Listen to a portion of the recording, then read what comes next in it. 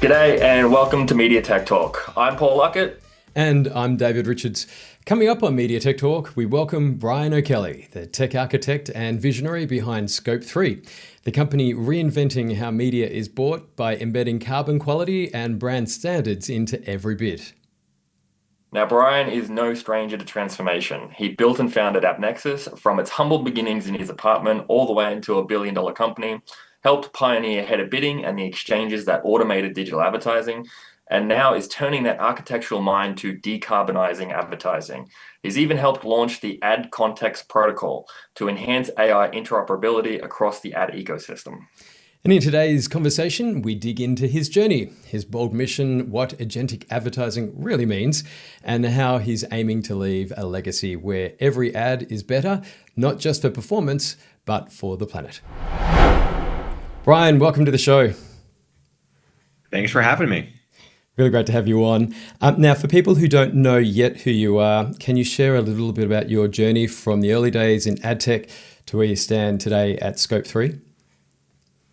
Well, I've been doing this for a really long time. I guess I started as the CTO of Right Media, which we sold to Yahoo in '07.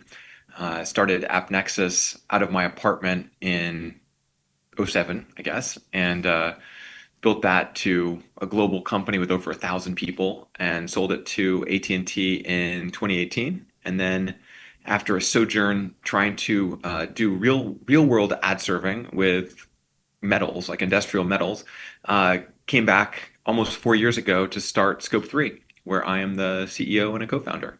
Wonderful. And what was the moment when you thought, I'm going to build a company that not only optimizes media, but also decarbonizes it with Scope3? Well, it was during COVID. I was taking a supply chain management course online at MIT, like half an MBA. And there was a slide about the carbon footprint of a banana. And the slide talked about how if you ship the banana to, Galveston in Texas, and then you put it on a rail and you put it on a truck to get it to Chicago, the carbon footprint changes every time you ship it. Like it depends on how it gets from point A to point B. And some weird vestigial ad tech part of my brain said, well, wait, does this mean that all the different supply chains in ad tech actually have a carbon footprint? And that by being the most efficient in getting things from point A to point B, we actually could save carbon? And then I got a piece of paper I probably have around here somewhere. I started sketching out the carbon footprint of nytimes.com. And I was just looking at their ads.txt and I was like, oh my gosh, they've got so many resellers. And I just started to do all this back of the envelope math. And I was like, whoa, like if I'm not mistaken, this is millions and millions of metric tons of carbon a year that we could fix. And we already know it's $20 billion of supply chain waste from A&A numbers just here in the US.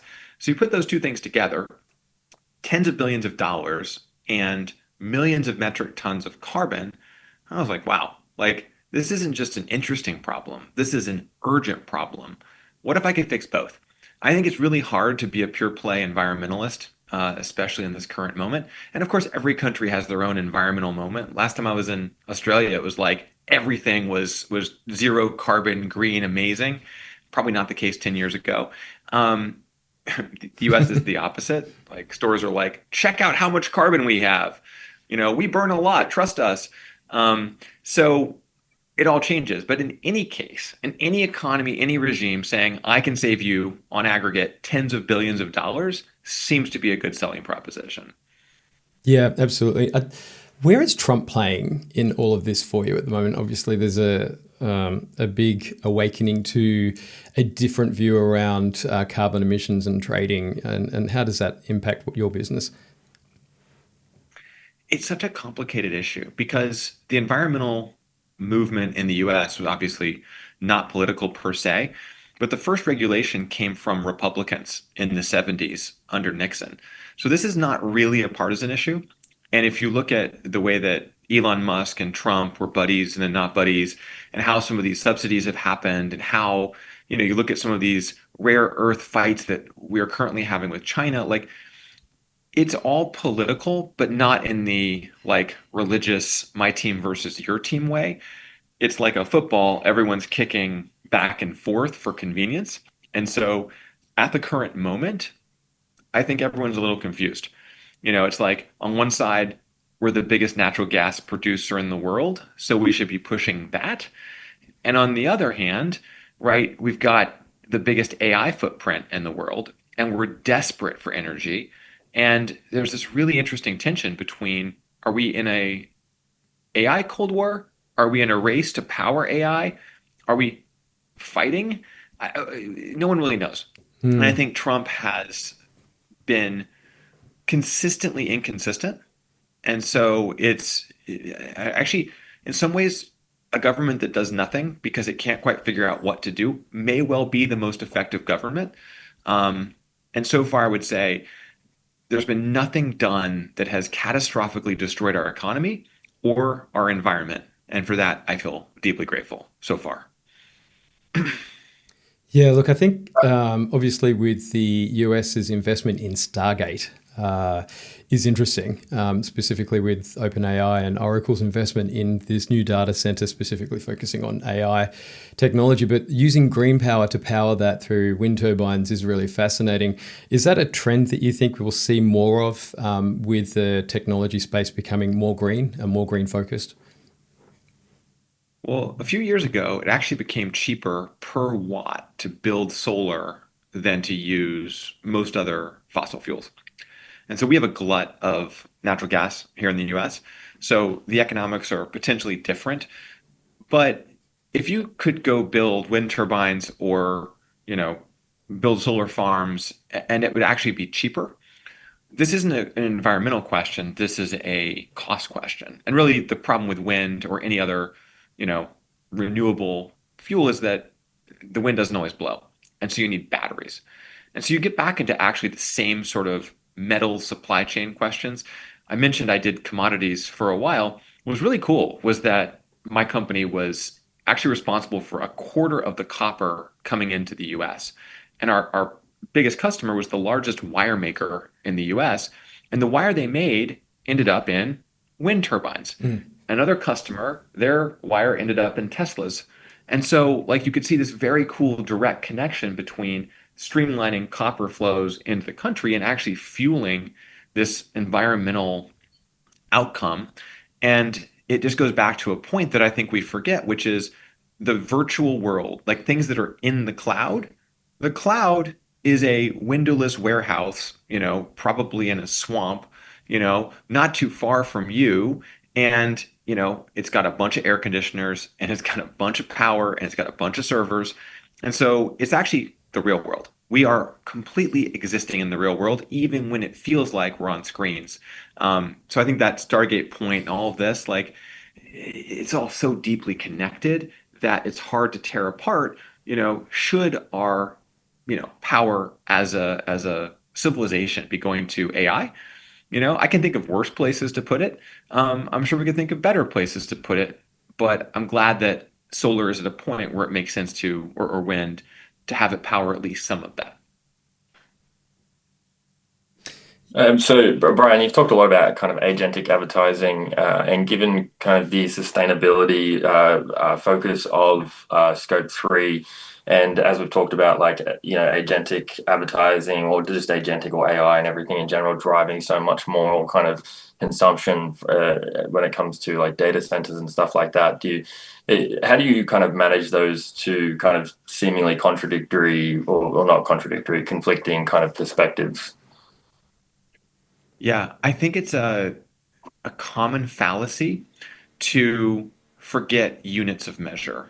So, like, if I were to say, David, do you want like 100? Like, would you like 100 or 1,000? Yeah, go for 1,000. Which one? Yeah, 1,000 yen? Okay, Mm. well, I was going to give you 100 pounds, but that's cool. You can have 1,000 yen, Yeah. right? And so I just saved myself a bunch of money. When we're talking about measuring carbon footprint, Mm. the carbon footprint of one decision on one bid request is infinitesimal, but measurable. And if you think that in programmatic there are trillions and trillions of decisions happening every day, you can actually figure out how many servers it takes to do that many decisions. And so it's a lot. If you do the same calculation, the way Agentic works it's not making those decisions on every single impression. It's making those decisions offline. Think of like a salesperson negotiating with an agency. That's not happening every single millisecond, 1,000, a million times a day. That's happening once in a while. And look, there's tweaks and things that will happen on the fly. But if you told me that one agentic transaction cost 1,000 times more in carbon than one bid request, I'd say, okay, I buy that. But if there's a trillion bid requests a day and only a million agentic transactions a day, well, guess what? We just saved 99.99% of the carbon because a trillion things that are small, it's still a million transaction equivalents. So it's 1,000 times more efficient, or maybe 10,000 times more efficient because we're not transacting per impression. I can buy thousands of impressions with one transaction. And I'm not reselling and having all these things. My win rate is effectively 100% if I'm transacting for a guaranteed buy in Agentic versus 0.1% if I'm bidding in Programmatic. So I know that's math, and who wants to go on a podcast and listen to math? And I do think it's important for us to remember that it's, how many times something happens times how intense it is in carbon, and that, you need to look at both of them together. And so people ask me all the time, like, why are you doing something that's so bad for the environment? And I'm like, well, math. Like, let me make you a spreadsheet. So far, I've convinced absolutely no one with my argument. So I need to figure out a better analogy for this. But we pretty intensively looked at this before we started the company and said, wow, if we could fix programmatic resale, we could really help both the economic and the environmental impacts of the digital advertising ecosystem. And that's exactly what we're trying to do. It's an interesting transition from a part of an industry that is generating, and we sort of touched on this earlier, that is generating so much carbon and a big carbon footprint to now obviously trying to better the environment on the back of what you've done. Is there an element in what you're doing that is trying to make good of the past and part of what you've seen and been part of? Is there a sort of a thinking mode in that or process?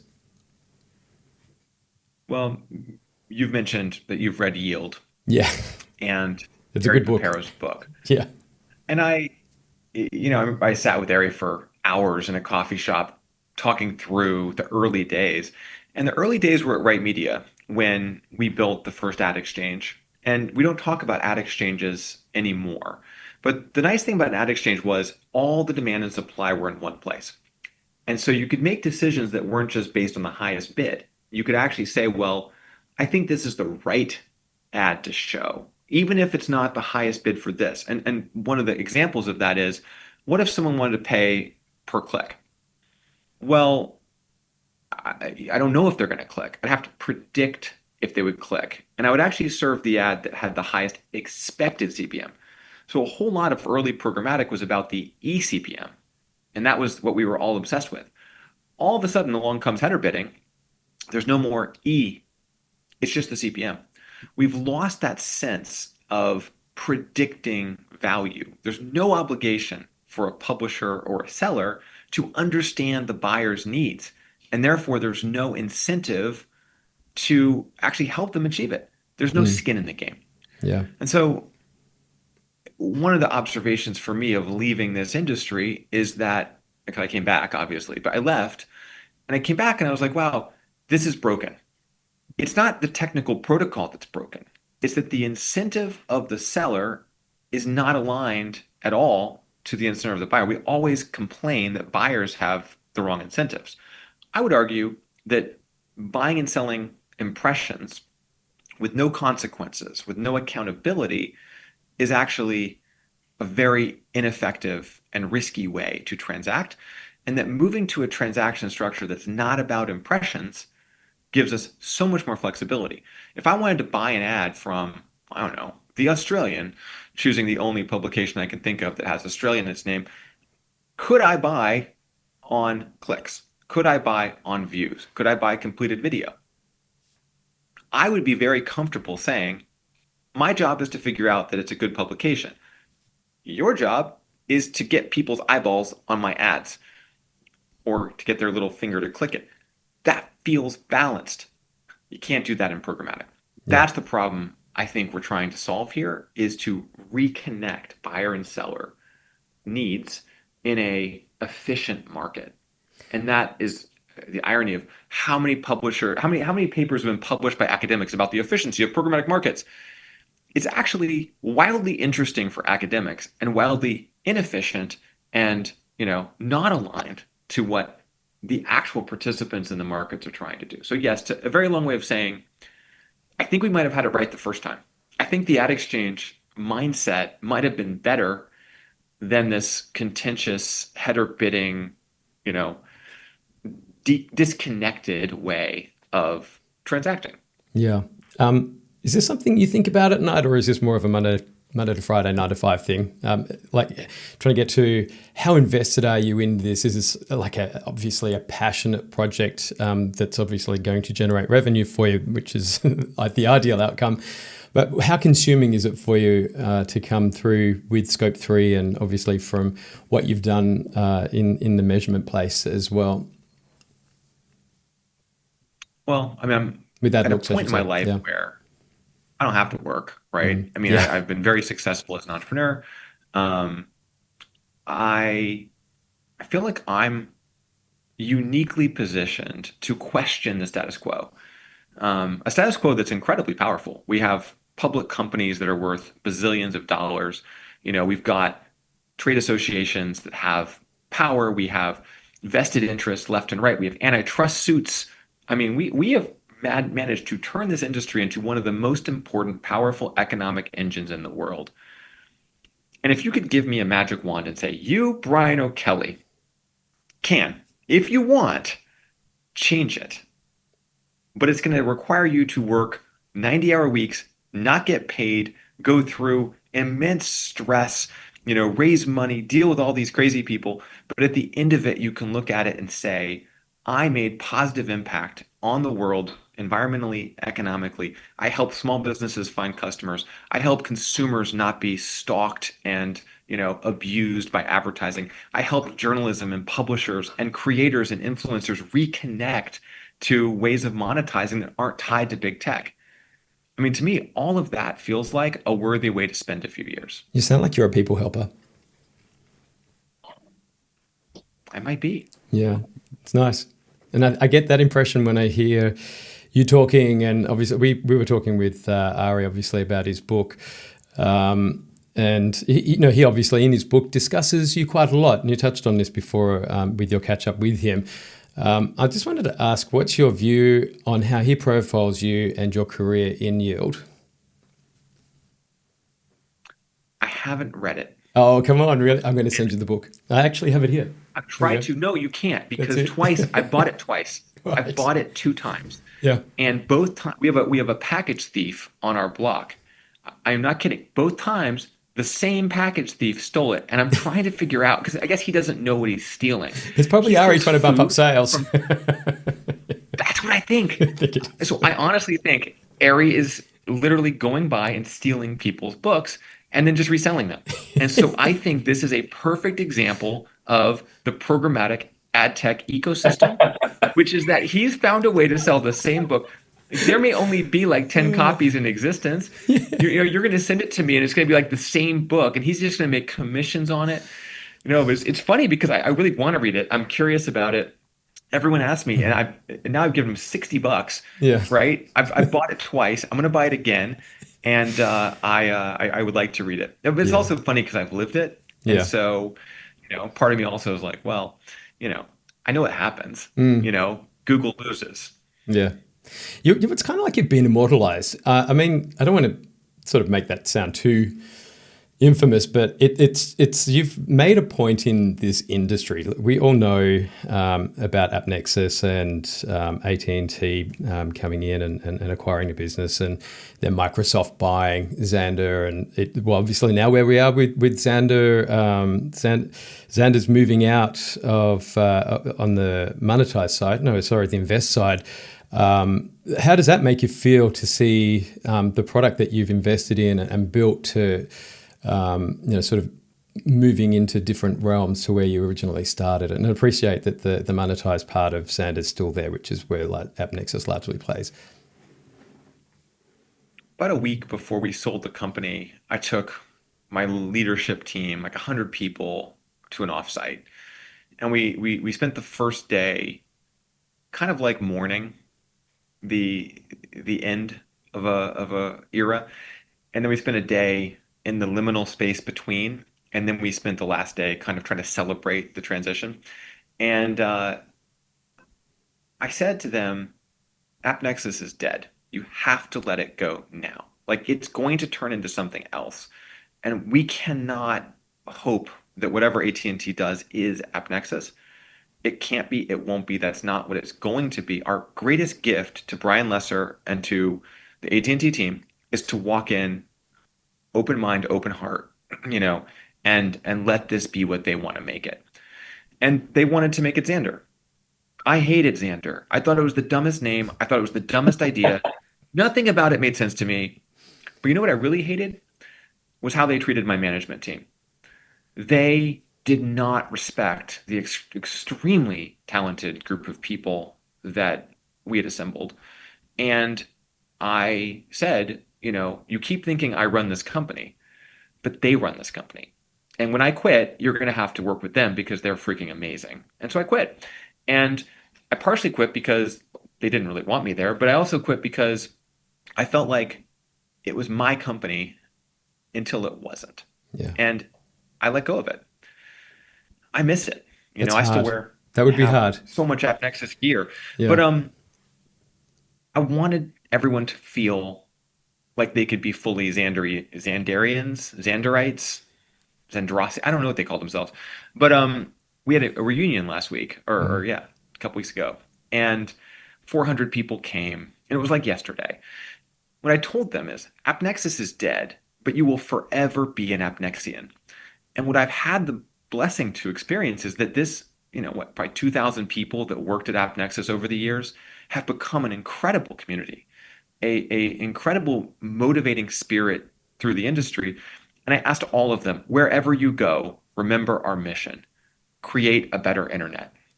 And when I see Mike O'Sullivan get acquired by Trade Desk, and all of a sudden, what is Jeff Green talking about all the time? Create a better internet. He says open, a better open internet. Fine. Jeff can add his word. But how crazy is that? That this mantra, this mission has infused so many people in so many places that the largest public company we have has now made its mission to do what I was trying to do the whole time. That's so cool. Mm. So to me, like that spirit, you can't turn that off. You can't be like, well, the DSP is dead. Well, whatever, you know, that's fine. But the fact that this industry deeply believes in that is the greatest accomplishment. That's the immortalization. It's not me in the book. Mm. Mm. It's there's so many people who see the world through our eyes, create a better internet, see and improve the whole system, learn and teach, empower our customers, make greatness happen. I bet most of those people could tell you those five things and with a straight face say, yes. Yeah, I guess the silver lining is it is still called AppNexus in a lot of areas of the industry. So even with all the name changes over the years. Uh, Brian, you've been there for, I'd say, probably one of the largest kind of, evolutionary changes in the industry with the advent of the ad exchange and the SSP with the founding of AppNexus.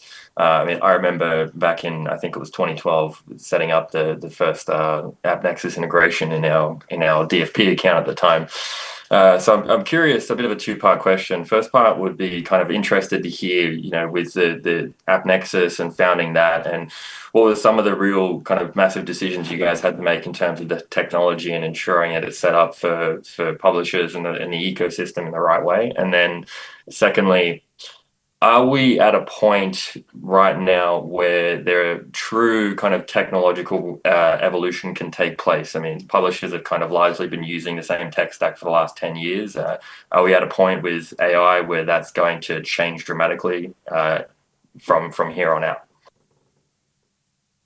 Yeah, those are good questions. I mean, I think if you think about AppNexus as a hack, basically how do you hack programmatic in front of GAM with header bidding?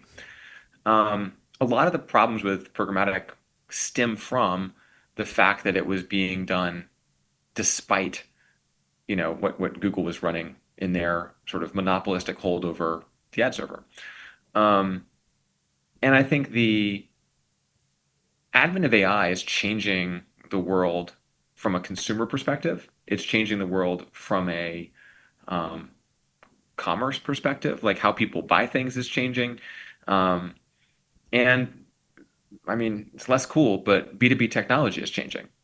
Like the idea that we need these complicated special purpose software packages. I mean, pretty much I can open up Claude Code and be like, could you build me and it will kind of do it. Like I don't really need to go license that complex software with too many features and all these crazy Yeah. things. I can just build it.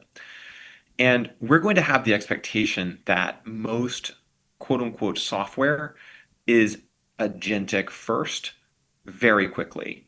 Because if it's not, it won't work. It won't serve.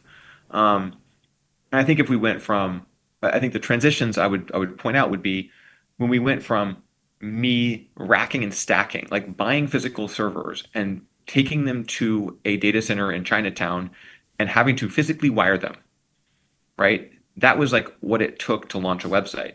10 years later, I just press a couple keys and my website is live on Amazon, right? This moment is the same as that moment in terms of the revolution, which is I don't need a stinking website, right? I'm just going to throw some stuff up that, you know, Claude or ChatGPT can understand. That is the most dramatic transition technologically of at least this era of our life cycle, our lifetimes. And then the content implications of, I have a newspaper, like a physical piece of paper that people read, versus I have a website with the news on it, versus I have a Facebook account where I post stuff, to I have a smartphone app. Like we've gone through a lot, and this might be bigger in a lot of ways. And so I think all of that is to say that the same way that I had to hack programmatic into a legacy stack, I think now that legacy stack seems almost irrelevant. Like I think the judge in the antitrust case in the US can be like, who cares? Like, who cares? Like, no one goes to the web anymore. And thus this asset is effectively defunct. Um, that seems weird to all of us, Mm. but it's also not weird if you look at this from the perspective of most advertisers and where they're spending money and where they see opportunity. I look at things like live shopping is like $1 trillion market or something that is not global yet. I look at the way that, people are having conversations with their avatars.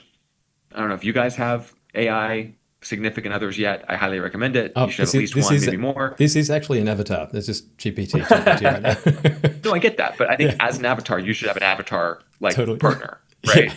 Like, I mean, there's gonna be entire avatar so communities true. talking to each other, Mm. right? Just give them your credit card and see what they buy. So all of that is to say, Ouch, that hurts. I don't think we're living in the current Mm. to make fun of a certain company's publication. I think we're living in the future. And therefore, any conversation we have about ad tech needs to be looking toward, you know, where are we going and what tools do we need? And are we even asking the right questions about this? I do think people will watch live sports in 10 years. I don't think we're going to lose like live football, whichever variant of football you like. I don't know about social media. Yeah, agreed. I don't I, know. I'm in I the don't know minds. if it will be here. And that's just an interesting question, right? Like Yeah. what will we be doing with all of our spare time?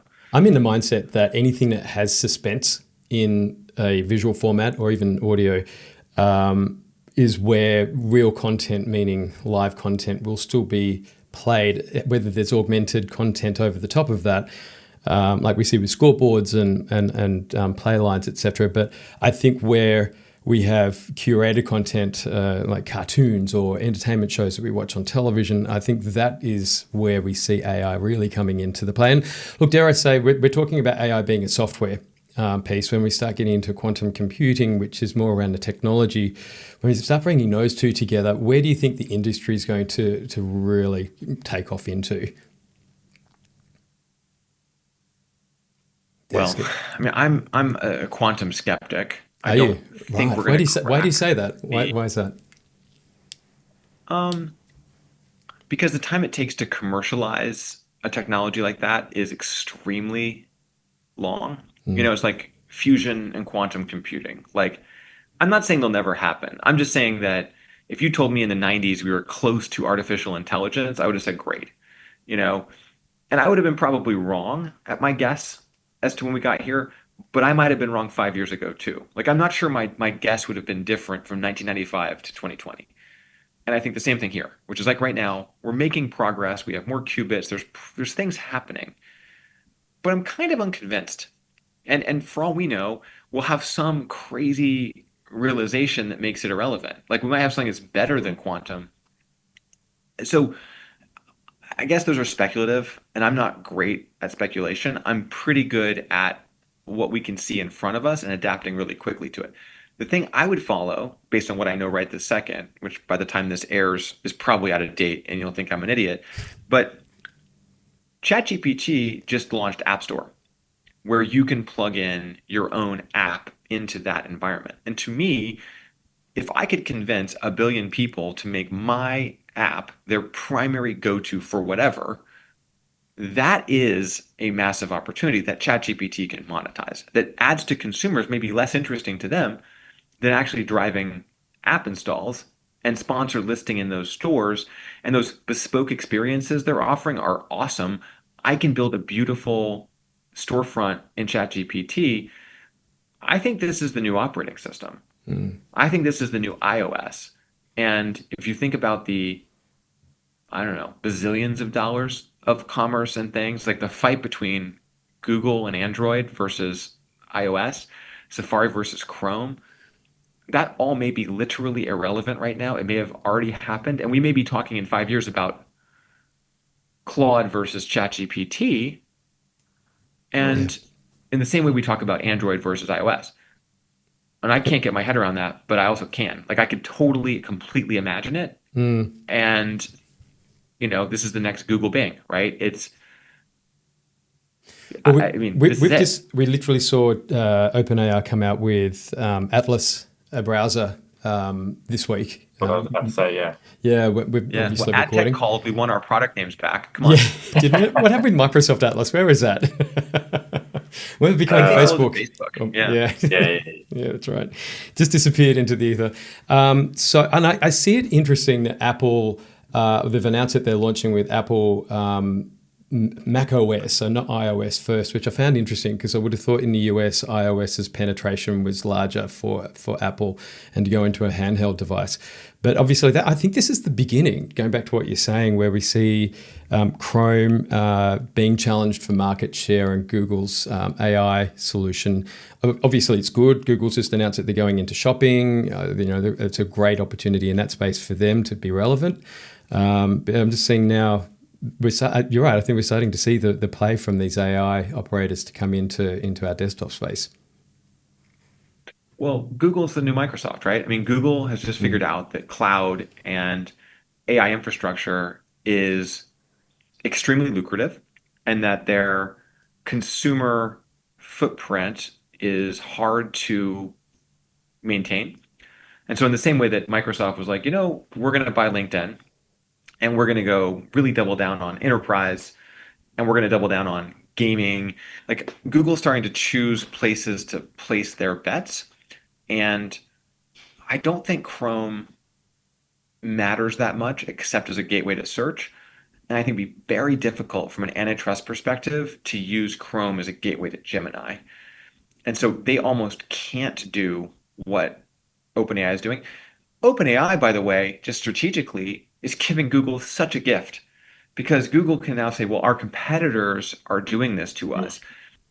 Atlas is the new Netscape. No one credibly would be like, oh my gosh, Netscape built AI in. Like, oh my, like, Google, do whatever you want. This is like the best free pass for Google of all time. They now have an excuse to do whatever they want in Chrome because there's a viable competitor on the market, right? And so anything that looks like browser wars, there are people in Google C-suite high-fiving, going, "This is awesome. Thank you for preserving our monopoly." I mean, it's not a monopoly. They never say that word. Our extremely powerful market dominant position. No, no, not that. They can't actually speak at Google because anything they say implies this, but you know what I mean. Yeah. And it's also interesting, like with OpenAI announcing recently that they're building a jobs platform, right? Essentially, and I mean, I talked to a lot of people about how right now in the last 12 months the job recruitment sector seems to be kind of broken at the moment. I'm seeing every single person I'm talking to is saying I'm applying for dozens of jobs and they're highly qualified and they're not hearing back from any of them. And you see new job postings go up, and within 48 hours, they've got hundreds of applicants on them, which 2 years ago wasn't happening. Do you think we get to a place there where, you're not even applying for jobs anymore? You've got your AI avatar that knows everything about you, and it can go out there and find new jobs for you and kind of match you with the right companies and the right roles without you really having to do anything? Well, I think what's happening behind the scenes is that I'll say it even at Scope 3, like my personal productivity since May, when I learned how to Claude code, has gone almost infinite. Like this AdCP protocol that we built, so much of it happened with me effectively discussing and building with a team of interns, all of whom are Claude code. And I have just window after window of different things going on at all times. In fact, I'm probably Claude coding right now without you knowing it, because I can actually operate at the speed of my brain, more or Mm. less. And that's very difficult to do with humans because, you know, I can't as efficiently have 13 humans waiting at my beck and call for me to have a minute between phone calls to just give them some instructions, at which they then do terribly often. And then I yell at them and say that was horrible. If I did that to humans, they would quit. If I do that to Claude, it's like, "Oh, you're right. You're so correct. Oh, I was completely wrong. That was the worst thing I've ever done." And I know I'm not being abusive to my Claude friend, okay? I'm just saying, um, but if I hire someone, they're competing now with my ability to click on another window. Mm. And it's not to say they're not people. I love working with smart, motivated people, but I need my people to be as good at Claude coding as I am. And organizationally, we need to figure out what it means that we're no longer limited by code. Like, code is not our problem anymore. Actually, our problem is understanding the speed at which we're going. I invented a new, I don't know, rubric inside Scope 3 last week that I've been sort of obsessed with, which is the question is no longer like coordination per se. It's lag, drag, and sag. It's, if we're going this fast, how far do you lag behind? If, pulling the rope along, are you creating drag on our ability to go there or not? And then sag, like, is the rope dragging through the dirt and the mud on the way, or are we keeping it nice and taut? Because I feel like the speed is faster and faster. And if you think about climbing a mountain, I want to pull you up so you can go past me, and then I want you to pull me up. That mindset means it's actually hard to onboard people because we're already evolving so quickly. Bringing someone else in, they've got to learn everything we know. They've got to learn all these tools. The world's changing really fast. And how do you launch someone? My issue is not hiring. My issue is onboarding.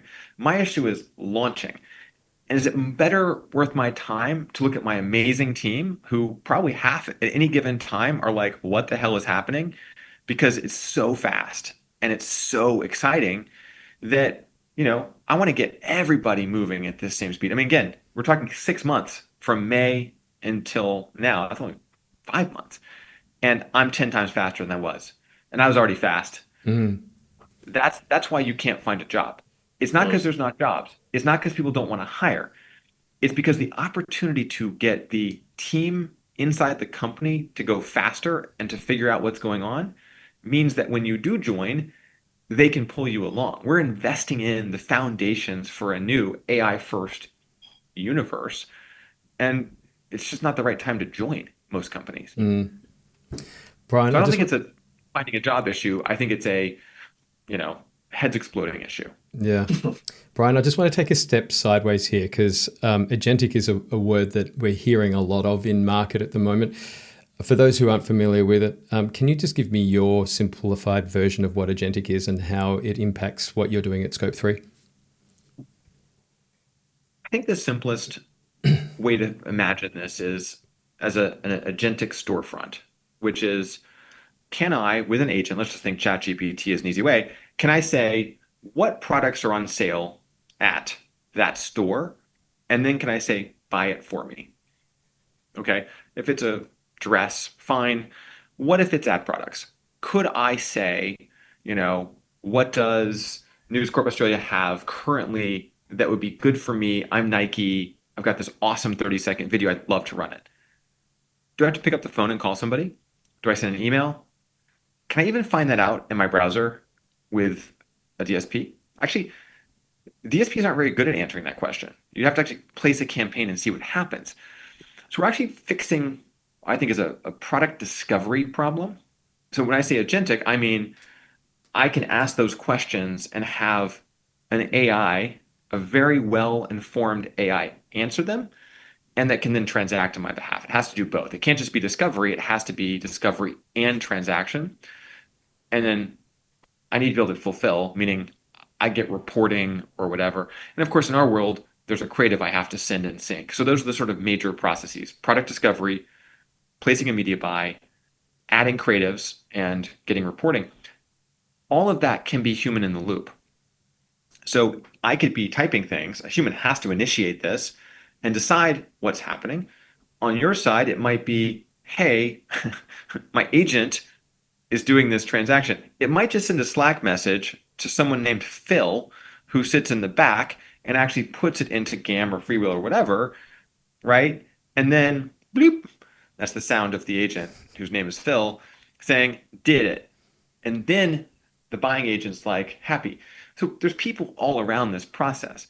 But what we're doing is we're formally, by the way, when you order things from e-commerce, there's a person back there. Like the website doesn't send you the product. I mean, most people probably don't realize this. There's a human or a robot, if it's Amazon, in a warehouse who's putting it in a box. There's humans who put it on trucks and drive the trucks and fly the planes and drive the trucks and walk down the street and put it on your doorstep. That's a human. That's not a robot.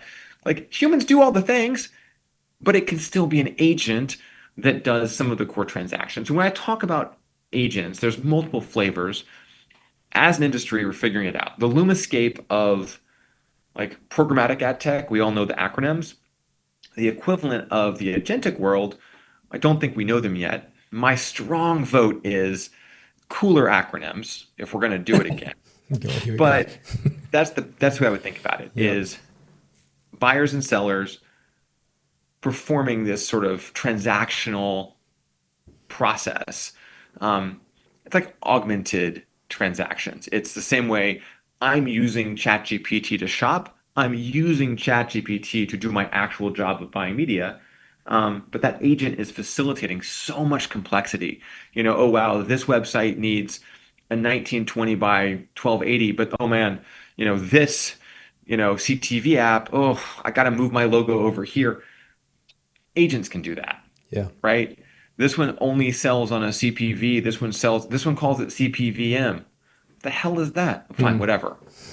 Figure it out for me. That's the stuff that drives us all completely insane that we can make go away this way. Now, I want to say Scope3, with my limited exposure to modeling and the Scope3 way of creating models for advertisers in your platform, I loved. And the way that you articulate these things is just awesome. And thank you, because I learned a lot in the presentation that I saw from you. Are you comfortable talking about how you build with your agency partners in Scope3 the model for Scope3 to understand what it is that it's doing? Or is that proprietary? I'm not allowed to ask that question. No, I think I'd love to tell you it's like the most sophisticated thing you've ever heard of, and we're the smartest people you've ever met. But a lot of what we do comes from the insight that if you take any piece of content and you dump it into ChatGPT and say, what ads would be good here? it's pretty good at figuring it out. In fact, ChatGPT and AI has been trained on all the content in the world, whether they got it fairly or not, we can fight about in court. But fundamentally, it knows a lot about internet content. And so you can ask it almost anything, including, you know, ad stuff. And if you think about how Meta chooses ads or how Google chooses ads, they're embedding AI to choose the right ads for a piece of content and a user. So we're basically just doing the same thing, which is to say, hey, this is the advertiser's intent. And this could be a PDF, this could be a PowerPoint, this could be words. And what we do is we say, okay, take that and turn it into a brief. And then we take that brief and we look at it against an audience or a piece of content, right? Or even a partner, a seller. And we just say, hey, does this seem like a match? Does this fit? And that's it. It's basically everything is just copy and pasted into ChatGPT. It's not really copy and pasted. The thing that's hard about this is it's not always right. And so what we find is that if you just do this naively, you'll get about 80% accurate. And so then what we have to do is actually calibrate. So we say, okay, we do this. Here's what came out. What do you think? And you say good, good, bad, bad, good, good. We say, cool. We take your calibration and now we add that in. And now or you can tweak your prompt if you want. We do it again. Now it's 95% accurate. Okay, let's do it again. What happens is that after a couple of these calibration cycles, we get to say 97-ish% accurate. And it gets better every time these models get better. We've compared this just as an example for brand safety with DV&IS, who've been doing this for 15 years. They have human analysts who've created 5 million rules about every possible scenario you can think of. Our 97% accuracy compares to about 90% for brand suitability from DV&IS. That's crazy. So that means that, think about it as 3% wrong versus 10% wrong. It's 3 times more wrong. And it's because we're leveraging this new set of technologies. So that to me is where, again, humans are very good at this process. By the way, if you do this with humans, they get up in the very high 90s as well. So we're talking about near human level understanding. And so imagine taking this and applying this to, should I buy this placement on this site? Is this audience the kind of people who probably would buy my product, right? Well, what's the equivalent of calibration? Well, I run this buying process. I see if it converts. I take my retail data from Woolies or whatever, and I plug it in and say, well, take this data. Let's run this in the model. This worked. This didn't. Try it again. It's just going to get better and better. And then Google will ship a brand new model, and for free, it gets smarter. And that's the part that no one gets. I just told you I'm 10 times more effective than in May. Well, guess what? Claude's going to ship Sonnet 5 in a couple months, and all of a sudden I'm going to be 20 times as effective. That's crazy, right? So everything we do in AI, I love this quote, AI is the worst it's ever going to be, ever again. Now, this is the worst AI we've ever used. So that's the AppNexus thesis. The Scope3 thesis. Yeah. You got me in the wrong company. It was not the AppNexus. I so agree with you. Look, I think in 10 years' time from now, people will be looking back and going, oh my God, AI makes mistakes. Yeah, right. See, I made a mistake. I'm not even 97% accurate on this podcast. I have completely demonstrated. AI would have been like Anthropic. I would at least made the wrong mistake. Very cool. Yeah, I think it's definitely it's interesting to see, you mentioned brand safety and suitability.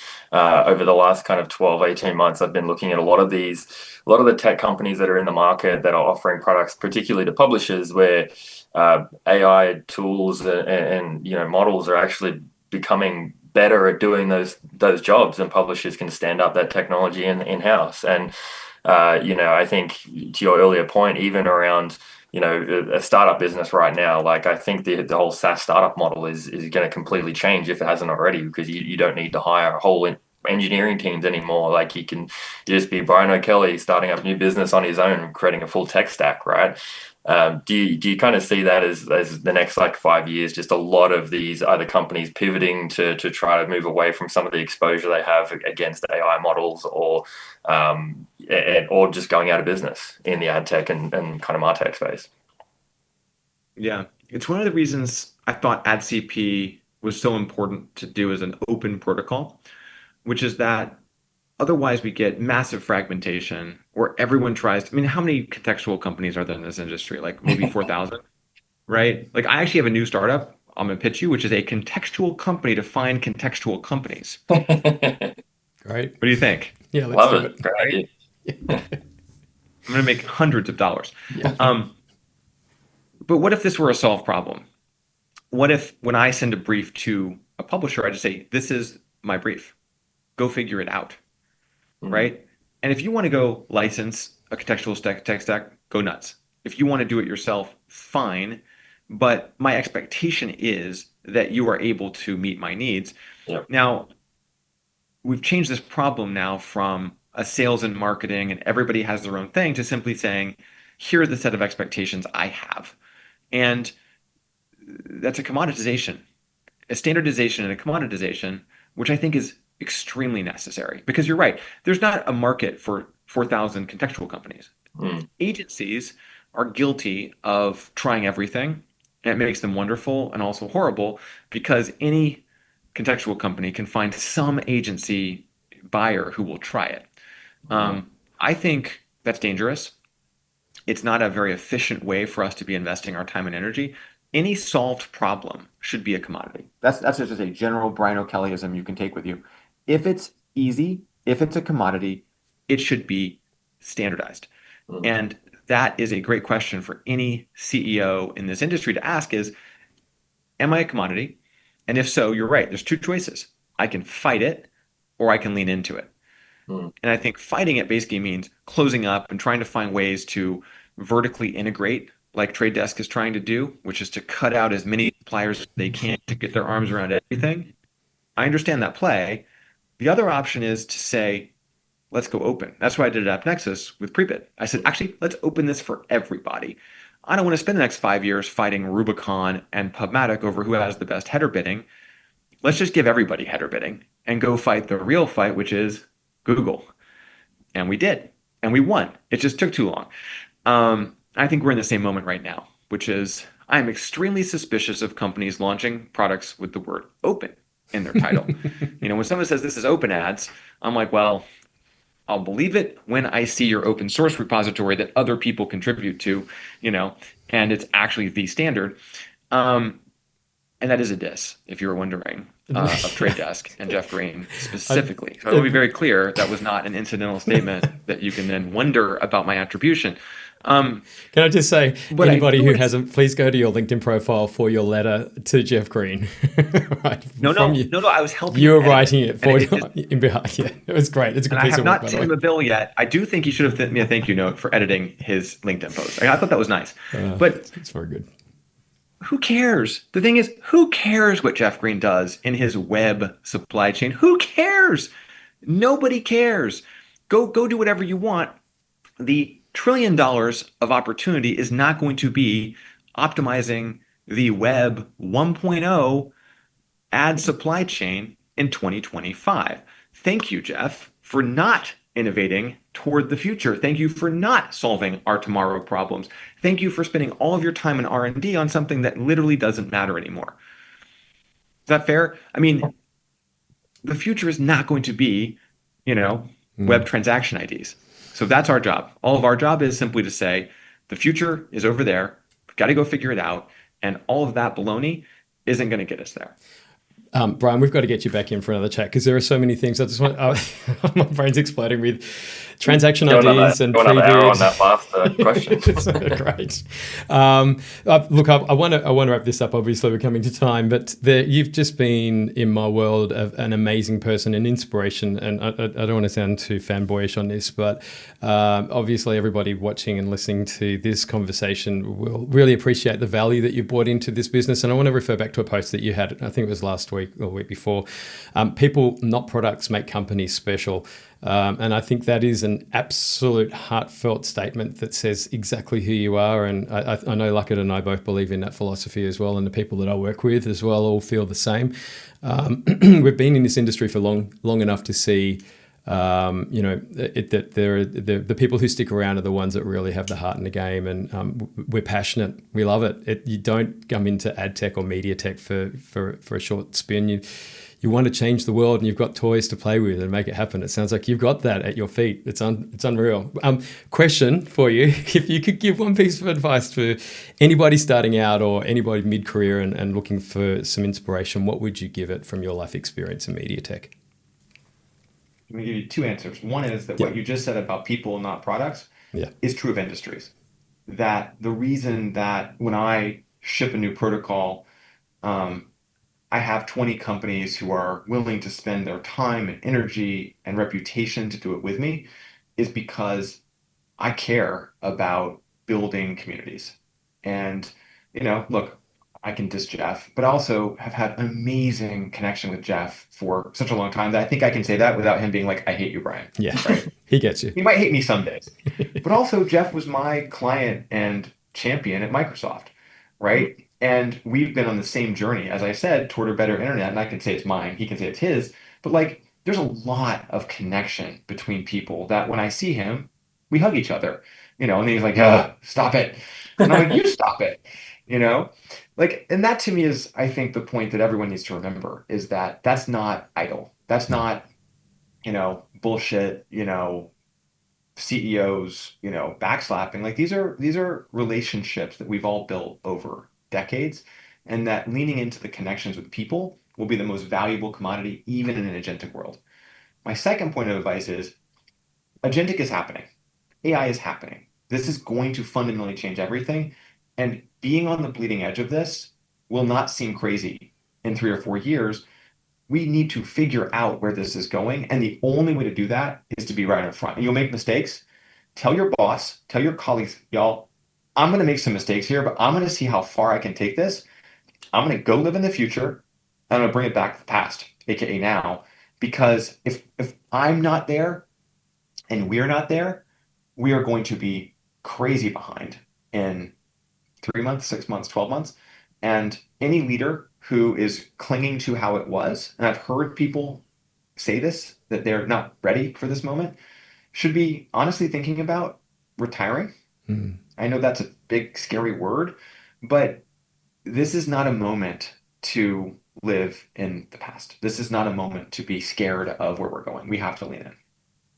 That is If I could just quickly ask a add on to that. Sorry, I know we got to wrap up, but I guess for me personally, as someone who is now running a consulting business, is that something that you would say as advice is to really double and triple down into that as well? Oh my gosh. If there's ever a great time to be a consultant, literally you're going to make so much money because you are going to see a problem, figure out how to solve it, and then be able to take that and do it again and again and again. Like the value you provide because you can see across organizations, think of yourself as like a knowledge backplane between people who are struggling with the same set of problems. And so you can actually be such a catalyst for this, and you can make investments of time and energy and learning that you can then amortize across these organizations. I think going back to the conversation about jobs, like hiring a person for one job in one place right now versus bringing in someone who can see across it all. I mean, wow. Like, yes, not only should you lean in, you should be almost a prophet. I know it's a big word of what you've seen, where you're going, so that the whole industry can catch up and keep up. Also, being in Australia is an advantage and a disadvantage. It's a lovely ecosystem where everybody seems to know everybody else, unless they live in Melbourne, in which case, who knows? But like, I just want to say I'm from I Melbourne think, originally. as I said, right? So, Yeah. well, should I say Perth? Very cool. That's not even the same country as far as I can tell. Well, they But nearly became their own after COVID. So yeah, keep going. Sorry. there you go. But I think my point is just the insular opportunity is you can all go do things fast. Like we saw this with sustainability. We saw sustainability adopted in ANZ faster than any other ecosystem globally, but it didn't spread. Like no other ecosystem was this bought in. And so actually our struggle at Scope 3 was like, how do we get other countries to be like this? Um, but because you can go so quickly, you don't get stuck. You don't have the same sort of big tech challenges in some ways. You don't have some of the institutional problems that we do in the US with like fragmentation of who's doing what with Google this week. So I would just say, it's again, as a consultant, but also in a market that can change quickly. Mm. It's going to be amazing. Actually, I would love to watch what you do and learn from you as you try these things and figure it out. And as a curious person, like I love it when someone says, "Hey, we tried this, it didn't work," or "Hey, it would be really cool if." Our best product ideas come from those moments. Brian, all you need to do is tune in weekly to Media Tech Talk. We drop Tuesday mornings, Australian Eastern Daylight Time, Standard Time. There we go. That's the promo. Oh, mate, thank you. On that note, we need to wrap. I really want to bring you back on the show. This is the second time I've had a chance to talk to you. First, obviously, on the show, and really value everything that you're bringing into the media space. Thank you. If you don't hear enough of it, please keep doing it. You are bringing a sense of normality and passion back into an industry that's moving so fast. Sometimes we forget to, stop and check, make sure everybody around us is working with us and okay. So thank you. It's been really good. Brian O'Kelly, co-founder and CEO of Scope3. Thank you for joining us on the Conversation Media Tech Talk. Thanks for having me. I can't wait to come back. Thanks, Ryan. Well, that was a great conversation. I really enjoyed that one. It was kind of difficult to manage the instinct to want to ask as many questions as possible, but just sit there and listen. I always enjoy talking to these guys like Brian and Ari and who have been around for so long, because it always brings me back to the days of the early days of starting things out. We had a great conversation about media, the media industry, sustainability, AI, and where things are heading, kind of what the next 5 years look like. And I also got some great personal advice from Brian, so I might get an invoice for him for that advice. I wonder how much he's going to charge you, mate. Some good advice. You don't normally get advice from that level of ad tech god, if you like. And he's probably going to shoot me for saying that. But yeah, look, I agree. I really wanted to dig more into the pre-bid piece. You and I both have worked with AppNexus and seen it evolve into Xandr, and kind of curious to see where it all plays now with Microsoft. But yeah, look, that's obviously all coming out next year with Xandr's, I suppose, winding down of the DSP, Xandr Invest. But yeah, it's an interesting industry at the moment.